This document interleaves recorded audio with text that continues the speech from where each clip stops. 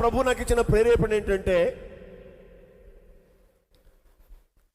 ఎక్కువ కీడులు, ఎక్కువ శ్రమలు, ఎక్కువ బలహీనతలు, ఎక్కువ మొత్తబడిన స్థితిగతులు ఎవరికి కలుగుతాయి అని అంటే, నేను ఆలోచిస్తూ ఈ వాక్యాన్ని చదువుతున్నప్పుడు దేవుని పిల్లలకే ఎక్కువ కలుగుతాయి, దేవుని నమ్ముకున్న వారికే ఎక్కువ కలుగుతాయి. ఇదేంటండి, దేవుణ్ణి నమ్ముకుంటే ఇవి ఉండవని చెప్తున్నారుగా?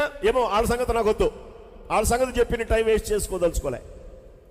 కానీ దేవుని వాక్యాన్ని బట్టి నేను చెప్తున్నాను ఏంటంటే, ఆయనను నమ్ముకుని, ఆయనను వెంబడించి, ఆయనను కలిగి, ఆయనలో బ్రతుకుతున్న వారికి ఎక్కువ శ్రమలు, ఎక్కువ ఇబ్బందులు, ఎక్కువ బలహీనతలు, ఎక్కువ నలిగిపోయిన స్థితిగతులు, ఎక్కువ ఆర్థిక ఇబ్బందులు, ఎక్కువ మొత్తబడిన స్థితి ఎవరికి కలుగుతుంది. ఎందుకు అనంటే, నేను ఒకటి చెప్తున్నాను, ఎప్పుడు మనం దేవునికి దూరం అయిపోతామో అప్పుడు ఆయన మనల్ని దగ్గర చేసుకోవాలని ఆశ.